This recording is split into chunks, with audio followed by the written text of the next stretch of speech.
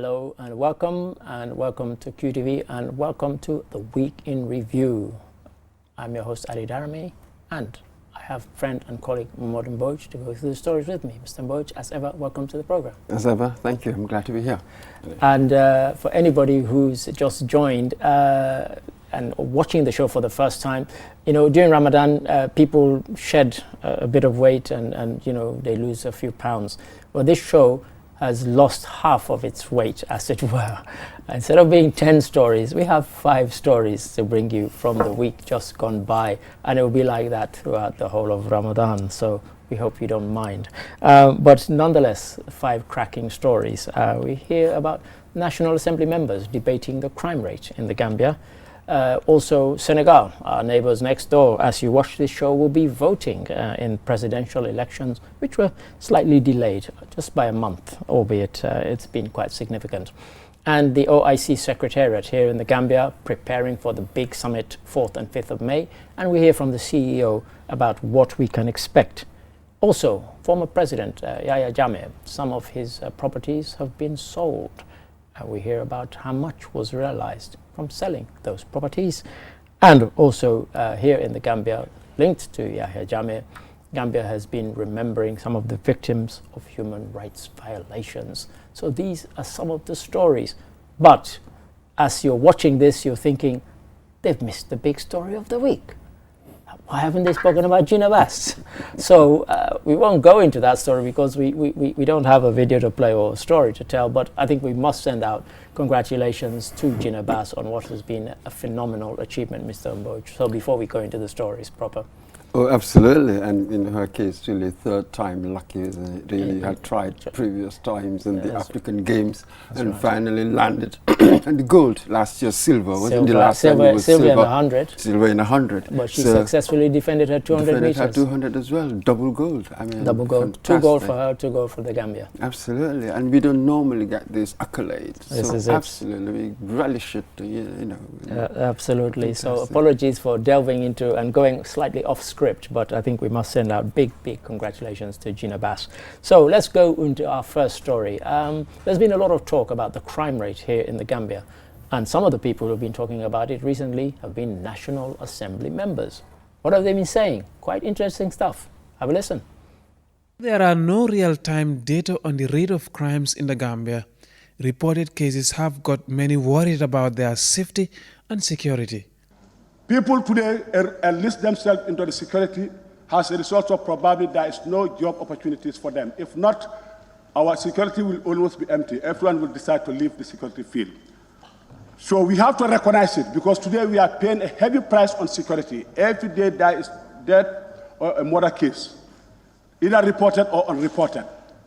So everything that is happening here, I am going to blame ourselves in the name of what? Democracy. So there you have it, democracy. I could be charitable, but I won't. But this is the level of debate in the National Assembly. You have a National Assembly member claiming that every day there's death or a murder case. 365 murder cases in the Gambia. Really? I brought this out, Mr. Mboch, because I get fed up of people talking about this sort of thing when the statistics simply do not support it. He wasn't the only one. His fellow National Assembly members got in and thrown. Not one of them could be bothered to throw any statistics at us. What is going on? When he said reported or unreported, then I wondered, if unreported, how do you know? Extraordinary. It must be psychic or something. Honestly. Yes. You know, what I did was I just went around looking at surveys. As our reporter there said, we don't have any real-time data and the like. So they've got this group called the Africa Organized Crime Index. That's right. You know, they do all sorts of things. Yeah. So the 2023 report. The most recent one, yes. Yeah, so they've got this levels of criminality measure, 1 to 10 on a scale of 1 to 10. 10 means it's very bad. Yep. 1 means it's not bad.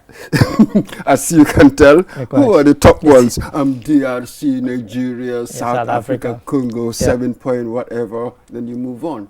Then Gambia is even behind Sierra Leone, Senegal. We are 4 point something. Absolutely. You know, when you put it in that context, the broader context, we are really not bad. Sure. Really, we're in the middle. This is it. But then it doesn't end there. Something else happens. According to the same report, there's been widespread reports of increased drug trafficking, illicit trade, street crimes, and that sort of thing since 2016. Indeed. So I can see perhaps his angle where blaming democracy for it. Absolutely. Quite.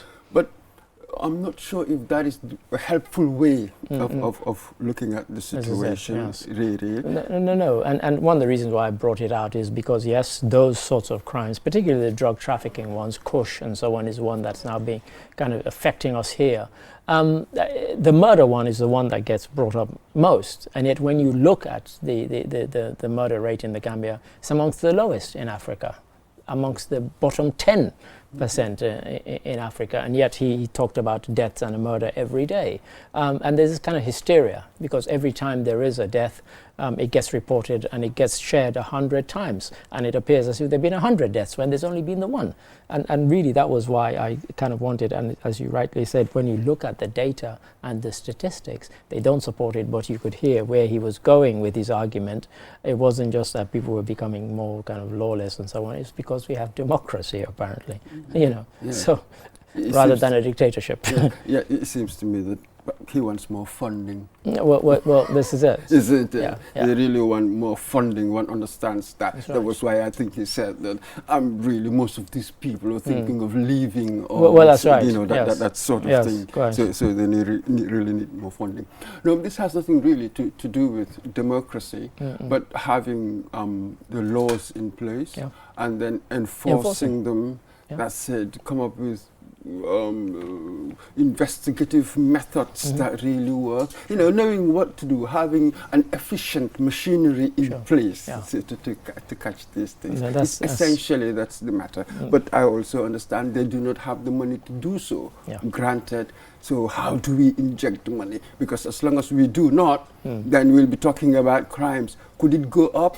Just as I said recently, even though when you put us within that broader canvas, we are not bad really. But within the country, it appears as if things have been going up. Absolutely. So we must respond to that. That is really the key. Thank you for that. And some of the Assembly members did say that we need more funding for the police to help tackle this. But thank you for that, Mr. Mboj. And now at the top of the show, I mentioned Senegal, or if I'm at the BBC, Senegal. They're about to have elections, and as this program goes out, the elections, people will have just finished voting, I suspect. And it's been very interesting. We've kind of looked at a lot of the front runners, everybody knows them, but who are the dark horses? Who are the outliers? Have a look. She studied economics at York University in Toronto, Canada, and obtained diplomas in management and in communication in France. Her challenge now is how to replicate her business success in politics. Thus far, she surprised many when she passed the sponsorship control stage by the Constitutional Council in the first round. She launched her campaign in Pekin, where she was born, and pledged to improve working conditions and provide training and employment for young people, especially women. She will champion them in politics as she had done in business. Moving from business into politics, who'd have thought of it? Oh, hang on a minute, some other people have done it. Trump, Barrow, and now Anta Babakar. What chance does she have, realistically? Can you imagine at 40? At the age of 40? 40 years old. Well, when you read what analysts really have been saying, not much chance, realistically. Perhaps her worth is more symbolic. Her presence is more symbolic than being a real challenger. And that said, and actually when you look at her business when she took over the business. Fantastic, built stuff. The way she built on what was already a successful business from her father. From her father. Her and her sister, Kumba, have taken it kind of a whole different level. Absolutely. So that's an inspirational story. Indeed, you know, everybody's been interested in her, really. That's a massive, wonderful, inspirational story. And of course, but again, Senegal, they've been making some strides. This is funny because in 10 years, they haven't had a female contestant. That's it. That's right. But they've been making some strides. They've got this gender quota in the parliament. In the parliament, you know, passed in 2010. Now 40% of the parliamentarians are female. Sure. So we're ahead kind of us. At the forefront of that. Right. I think one other woman had intended, but she didn't pass the test to be included in the final 19. So she's the only woman. Absolutely. So does she have the resilience after this? Only 45. Would she come back? So maybe this is one person that we should possibly keep an eye on, watch out for, because from what I've read, I mean, she had broken sort of the glass ceiling so many times in all the areas. Brilliant woman. Right. So we'll see what happens. And I heard her being interviewed on the BBC, and her English is impeccable as well. But before we move on to this, because we have other stories, and as I said, we're now a slimmed down version of the show. We know who the front runners are. Amadou Ba and Bassirou Diomaye Faye. What's your sense in the campaigning that we've been observing throughout the week, that of where you think this might lead? A runoff, perhaps? Oh yes. I think all analysis. In spite of all the coalitions that are being formed, even as we speak. Absolutely, the horse trading, the political horse trading will be going on, wouldn't it?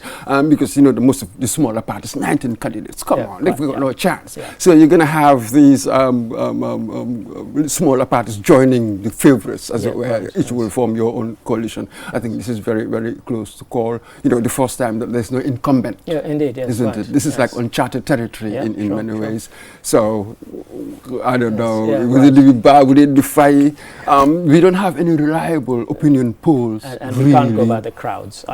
No, you can't go by the crowds. We've learned what we're supposed to learn. We know that the PASTEF ticket has been quite attractive, generated so much interest among the youth in urban and among areas. The international media. Absolutely. But you know, they feed on this sort of antagonistic kind of stuff. It's like boxing. They love stuff like that. So, but this is it. We really cannot read much into the crowds and what's been happening on social media and the like. We'll just wait for the results. Yes, with bated breath. Thank you for that, Mr. Mboj. Now on to story number 3. And the OIC Secretariat about to be in charge of hosting a really, really big summit. The big one will be on the 4th and 5th of May this year, Organization of Islamic Cooperation. And this one is one really to look forward to. And how's it going? Well, let the CEO tell us. Have a look. Ambassador Diba confirmed that he is happy with the progress of the infrastructure projects for the summit ahead of the summit in May. In terms of accommodation and security, he said everything looks good for the attendees, including kings, presidents, prime ministers and foreign affairs ministers, to have a memorable summit. So far, so good. In fact, just before coming to this studio, I went around with the chief of protocol and our chairman of the committee for accommodation. We are looking at some of the residences, some of the accommodation facilities that we plan to lodge our guests.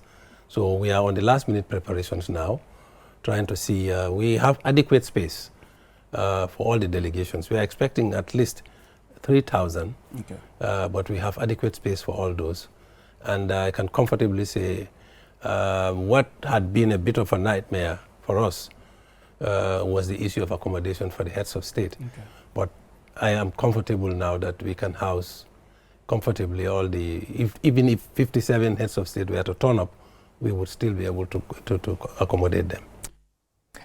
Look, Mr. Mboj, we heard from the OIC Secretariat's CEO there, but if this is to be a success, every Gambian has to buy into it, surely, because this is about more than just the Secretariat hosting this, isn't it? Oh, absolutely. There are different levels of engagement here, aren't there? Yeah. So when you come to the bottom, yes, all of us, the citizens, really, we almost contribute. But again, the secretariat is the one doing all the organization, driving the stuff. So, we expect certain things from them. So listening to him there, first we are looking at, is the process still going on? Or have you got it? We know that we're going to have 3,000. We're expecting 3,000. It's that all set? Well, I was going to say, what about plan B? What if we have more? What about because of the number of people who will be coming, the heads of states, their delegations, their bodyguards, the international media who will be interested in this. I guess 3,000 is not an unreasonable estimate to make, but I for one, and I have to confess I'm on the media committee, so in case anybody says, hang on, isn't he on the media committee? Yes, I am. So of course I want it to be a success, and I hope and I believe it will be. It is the second largest gathering of its sort. After the UN General Assembly. After the UN General Assembly. So you can imagine what they call like event logistics. You can imagine the complexity of that. And nationally, what experience is there? And the fact that they chose the Gambia is a big thing. It's a statement in itself when you consider that big nations like Nigeria have never held it. And in sub-Saharan Africa, only Senegal have held it, and they've held it twice, in 1991 and in 2008. And now little Gambia is to be host to this unbelievable convergence of rulers and heads of state. That's it. And the only way you can show that you are grateful for the privilege, because you've just put it that way. It's been a privilege for us to have it. Yeah. So to show that I'm grateful for the privilege would be to give you a well-organized. This is it. And so as we speak, there's a set out where they're going to communities. And what I said to them as they were going out today, and I spoke to them, I said, look, tell people to clean up because we're having visitors, but also use the opportunity to say to them, don't just clean up because we're having visitors. Let's keep our country clean all the time. Yes, let this be the springboard so that when those visitors are gone, we're still keeping the country clean, we're still keeping our communities clean, because that's about, what it's all about, really. Absolutely, but it's been very difficult to drive it home. Yeah. Then you begin to wonder, what else do I do? But again, I thought, maybe the process of change, social change, maybe it's slow. Maybe at first few would do it, then it widens. Maybe it takes time. Well, I told them to do a kind of national competition for cleanest village, cleanest this, cleanest that, and get people to compete. And that way, everybody says, oh, I want to be cleaner than Brikama, I want to be cleaner than Kanifing, whatever. Get them to compete and then keep it every year.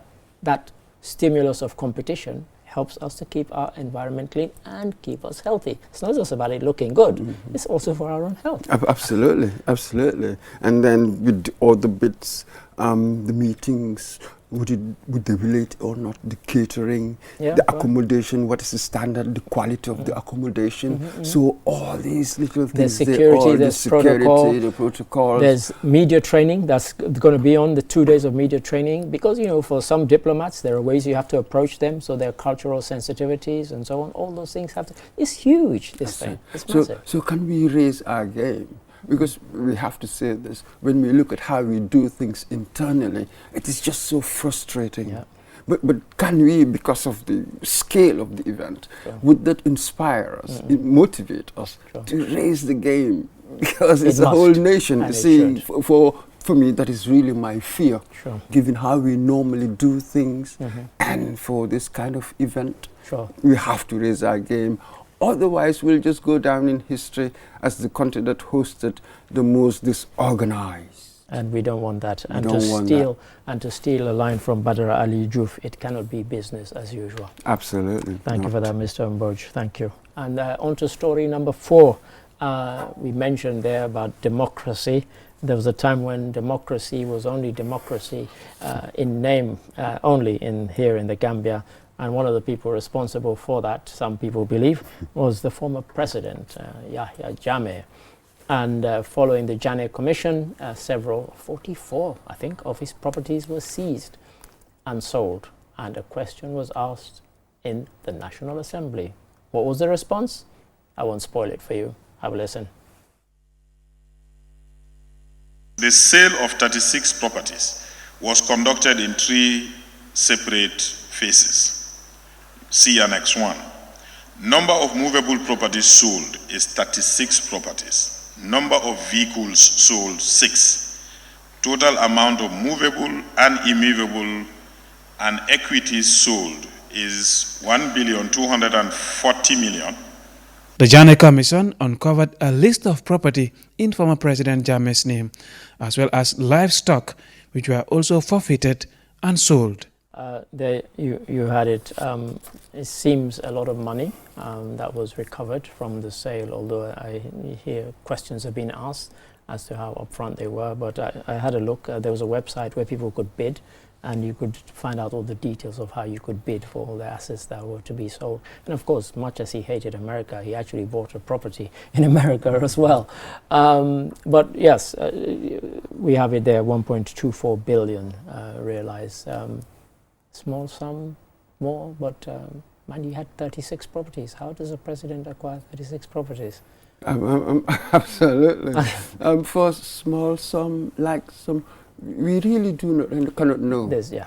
Maybe if we had earlier on evaluation first, this is what we evaluate at, then perhaps I could judge actually in the end. I saw one of the cars. I think one was a Bentley, one was a Rolls Royce. I haven't seen them being driven around, so I don't know whether whoever bought them has taken them out of the country or just doesn't drive around where I live, I guess. But yeah, you're right. We need something to kind of compare. And he did ask, and I'm not sure he got the answer that he wanted, and I should have played the question in full, because he wanted it itemized down to what every single one of those 36 was sold for.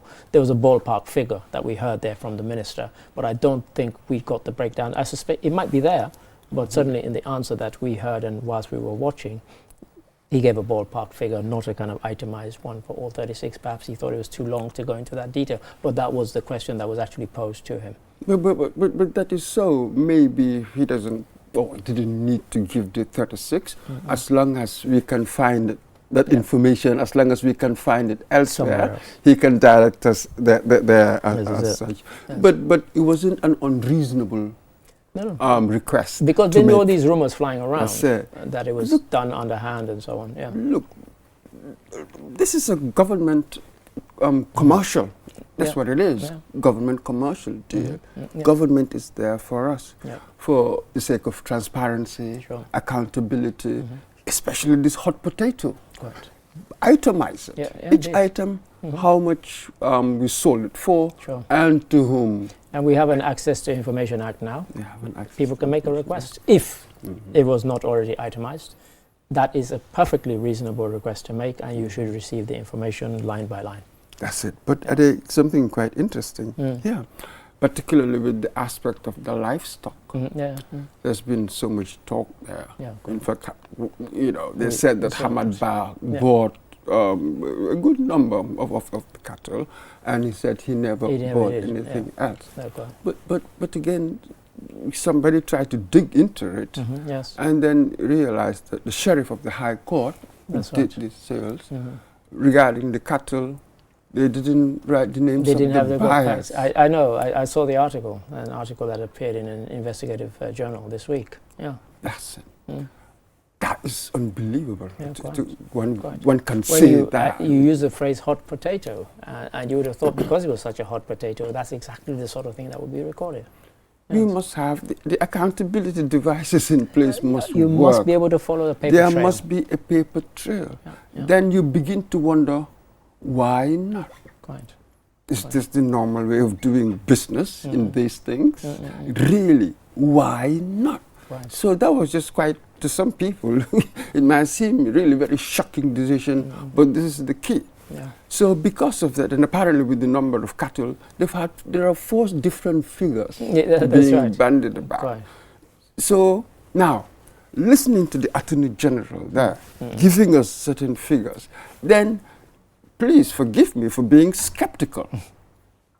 Am I sure that he is giving me the right number. Well, this is it. Because and I think of that behavior was elsewhere. That's it. That's it. And I think that is why the Assembly member asked the question in that way. He said, can you give us an itemized account of how much each item was sold for? And that was what he asked for. But, you know, as I said, he didn't get it, we didn't get it, but perhaps it's there, it just wasn't read out at the Assembly.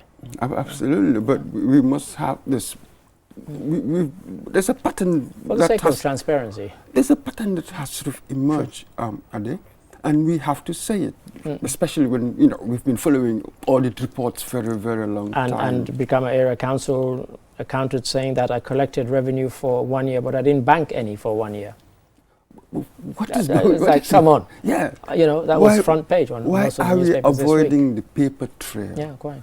You realize how, you know, all of these reports, you don't follow procedure, whereas the paper that, you know, that you should produce, it's coming out. So with all of them, so here, names of buyers, no, we haven't written them down, we haven't recorded them, stuff like that. Why? Yeah, very disappointing. But thank you for that, Mr. Mboj.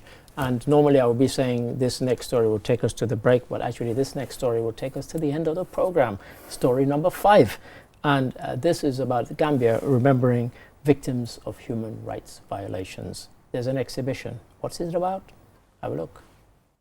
The Canvas of Courage, a pictorial remembrance of victims of the 22-year rule dictatorship, featured 50 victims of enforced disappearances, extrajudicial executions. This is done as a way to emphasize the plight of victims and honor their memory, serving as a visual representation of victims' sufferings as much as each portrait tells a unique story. Through the exhibition, the Victim Center is creating a platform for dialogue and reflection on the past, while also advocating for accountability and justice for victims and their families. Here is Aissatou Jammeh, co-founder and programs officer at the Victim Center. Canvas of Courage is something that really I felt so much passionate about to bring in Gambia, because when I was in Guatemala for the Forensic Academy training, I saw a similar initiative, and it was really powerful in Guatemala, how victims of enforced disappearances, they have their portraits in every corner that you go in the city. It's not just inside of a museum, but across the streets you see pictures of people that are missing, pasted on the walls.